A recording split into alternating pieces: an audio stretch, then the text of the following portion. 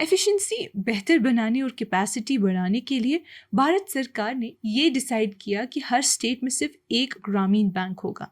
यही वजह बनी जम्मू और कश्मीर ग्रामीण बैंक के बनने की, जो अब यहाँ का दूसरा सबसे बड़ा बैंकिंग नेटवर्क है। अब ये बैंक जम्मू और कश्मीर में 326 ब्रांचेस के साथ दूसरा सबसे बड़ा बैंक है। आरआरबीज के शेयर होल्डिंग पैटर्न के मुताबिक नए मर्ज होने वाले बैंक में जम्मू एंड कश्मीर बैंक का 35% हिस्सा होगा, जबकि गवर्नमेंट ऑफ इंडिया का 50% और यूनियन टेरिटरी यानी जम्मू एंड कश्मीर का 15% हिस्सा होगा। बैंक्स के लिए उनके एडवांसेस यानी लोन्स और डिपॉजिट्स उनका असली ब्रेड एंड बटर होते हैं। इस मर्जर में पोटेंशियल तो है, लेकिन ईडीबी की कमज़ोर फाइनेंशियल हालत की वजह से रिस्क भी ज़्यादा है। अगर कैपिटल इन्फ्यूजन टाइम पे हो गया और एनपीए अच्छी तरह मैनेज हुई तो ये बैंक रूरल बैंकिंग का स्ट्रॉन्ग प्लेयर बन सकता है।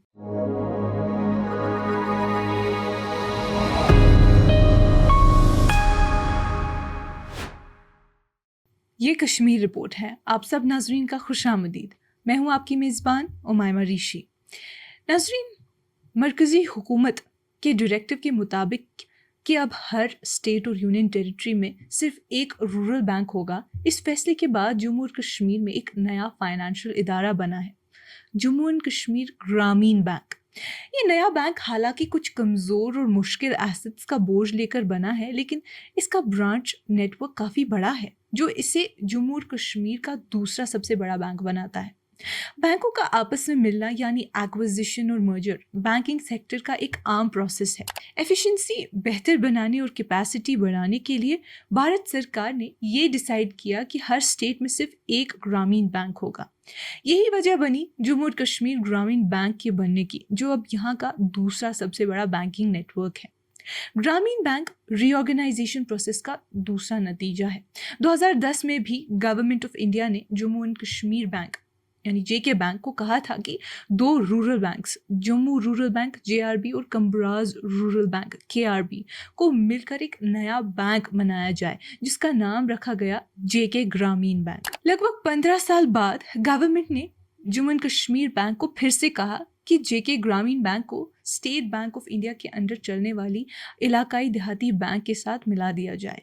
बाकी स्टेट्स में ये प्रोसेस पहले से शुरू हो चुकी थी, मगर गैजेट नोटिफिकेशन के जरिए ये मर्जर जम्मू कश्मीर में मई 2025 में तक लाजमी बना दिया गया। नया जम्मू एंड कश्मीर ग्रामीण बैंक जम्मू में एज हेडक्वार्टर के तौर पर रहेगा और इसका स्पॉन्सर सिर्फ जम्मू एंड कश्मीर बैंक होगा। अब ये बैंक जम्मू और कश्मीर में 326 ब्रांचेस के साथ दूसरा सबसे बड़ा बैंक है। जेके बैंक के 837 ब्रांचेस हैं, जिसमें लद्दाख भी शामिल है, लेकिन जेके बैंक और जेके ग्राहम बैंक मिलकर जम्मू एंड कश्मीर का सबसे बड़ा बैंकिंग नेटवर्क बनाते हैं। हालांकि दोनों का मैनेजमेंट और प्रोडक्ट्स अलग हैं। जेके बैंक एक कमर्शियल बैंक है, जबकि Jammu and Kashmir Graham bank में सरकार और नाबार्ड का ज़्यादा हिस्सा होगा। जेके बैंक ने पहले ये मर्जर करने से हिचकिचाहट दिखाई थी, क्योंकि दोनों बैंक्स काफ़ी अरसे से नुकसान में चल रहे थे, लेकिन रेगुलेटर ने कोई दूसरा ऑप्शन नहीं दिया। अब गवर्नमेंट ने गैजेट में डिटेल दिया है कि जेके बैंक को कितनी कैपिटल पे करनी पड़ेगी। नोटिफिकेशन के मुताबिक नए रीजनल रूरल बैंक का ऑथराइज्ड कैपिटल 2000 करोड़ होगा, जो कि 200 करोड़ शेयर्स में डिवाइड होगा। जो भी शेयर कैपिटल पहले के रूरल बैंक्स का था, वो सब नए बैंक्स में ट्रांसफर माना जाएगा। अगर शेयर कैपिटल का कंट्रीब्यूशन देखें तो वो कुछ इस तरह का है, जैसे सेंट्रल गवर्नमेंट का 494 करोड़ 17,58,500 और जम्मू एंड कश्मीर गवर्नमेंट का शेयर 148 करोड़ 25,27,540 या जम्मू एंड कश्मीर बैंक का शेयर 345 करोड़ 92,30,960। आरआरबीज के शेयर होल्डिंग पैटर्न के मुताबिक नए मर्ज होने वाले बैंक में जम्मू एंड कश्मीर बैंक का 35% हिस्सा होगा, जबकि गवर्नमेंट ऑफ इंडिया का 50% और यूनियन टेरिटरी यानी जम्मू एंड कश्मीर का 15% हिस्सा होगा। ये भी मालूम हुआ है कि नए बैंक को लगभग 420 करोड़ रुपए की कैपिटल की ज़रूरत होगी, जिसमें से जेके बैंक को 147 करोड़ रुपए का हिस्सा देना पड़ेगा। नए बैंक की टोटल कैपिटल अब 988 करोड़ रुपए है, जिसमें जेके ग्रामीण का हिस्सा 579 करोड़ और ईडीबी का हिस्सा 398 करोड़ होगा। इस स्ट्रॉन्ग कैपिटल बेस को एक अच्छी बात माना जा रहा है, जो बैंक की स्टेबिलिटी और फ्यूचर में लोन देने की कैपेसिटी को मजबूत बनाता है। लेकिन जब दोनों बैंक्स का नेटवर्थ मिलाया गया तो पिक्चर थोड़ी नेगेटिव नजर आई। दोनों का क्यूमुलेटिव नेटवर्थ सिर्फ 197.17 करोड़ रुपए है, यानी जम्मू एंड कश्मीर ग्रामीण का 355 करोड़ और ईडीबी का 158 करोड़। ये बैंक की फाइनेंशियल हेल्थ को कमज़ोर दिखाता है और जल्दी रिकैपिटलाइजेशन की ज़रूरत को हाईलाइट करता है। बेहतर इन्वेस्टमेंट्स के ज़रिए इस हालात को बेहतर बनाया जा सकता है, लेकिन इसके लिए एक हाईली स्किल्ड और प्रोफेशनल लीडरशिप की ज़रूरत भी है। बैंक्स के लिए उनके एडवांसेस यानी लोन्स और डिपॉजिट्स उनका असली ब्रेड एंड बटर होते हैं।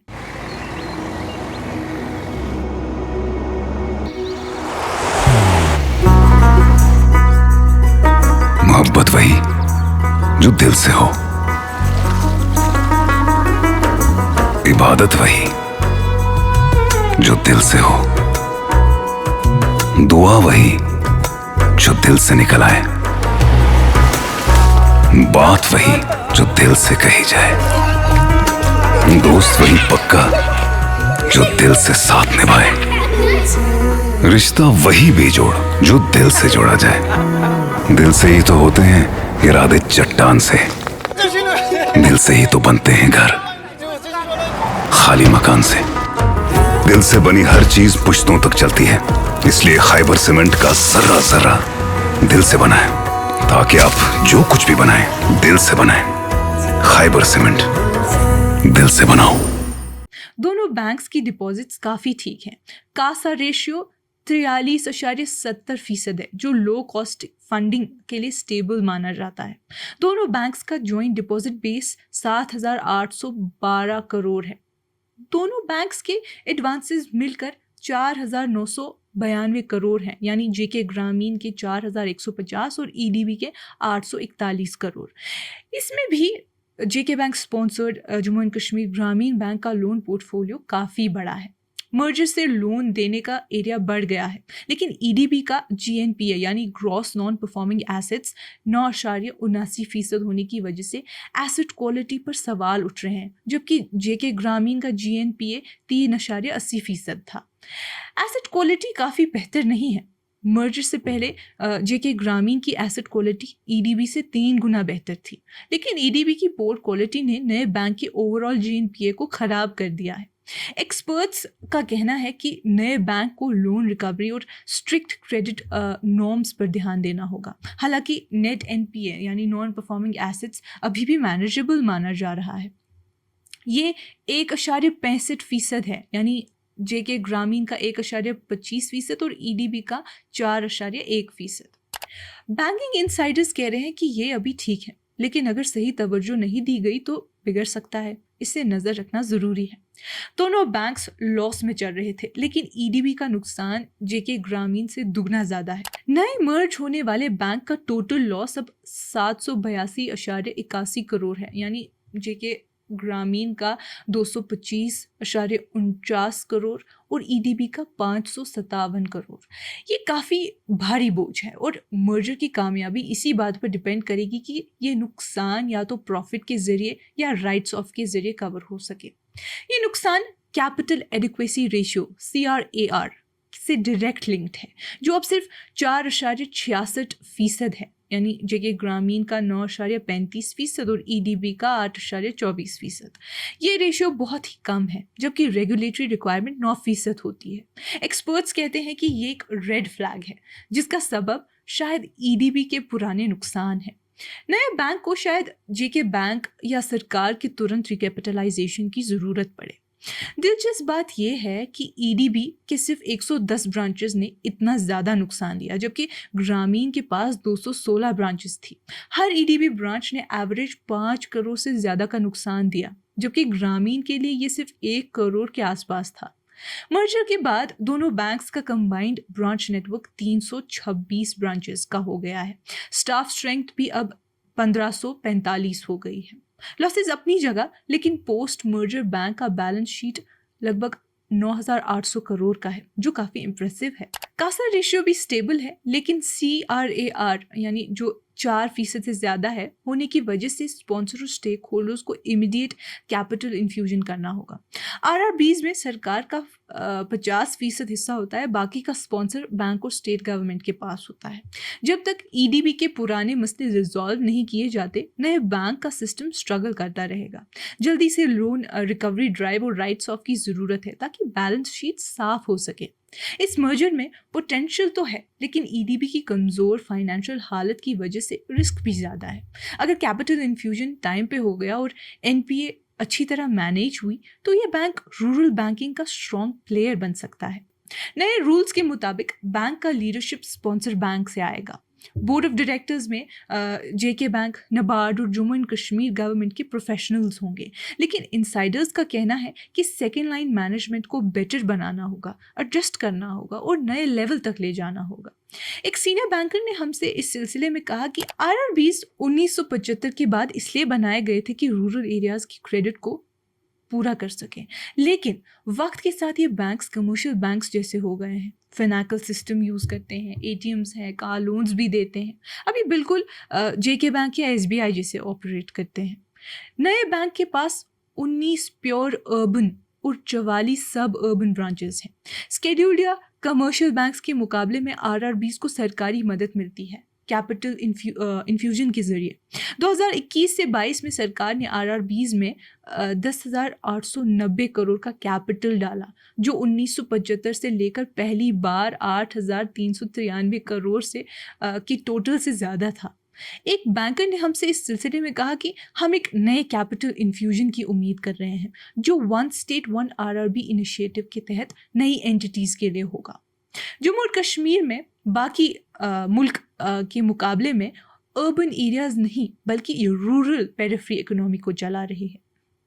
फिस्कल ईयर 2024 तक एग्रीकल्चर लेंडिंग में 11,651 करोड़ आउटस्टैंडिंग था, जो टोटल प्रायोरिटी सेक्टर का 24% से ज़्यादा था। इसमें से 5,775 करोड़ किसान क्रेडिट कार्ड्स के ज़रिए था, जिसमें मर्जर के बाद भी नए बैंक का सिर्फ 800 करोड़ का हिस्सा है।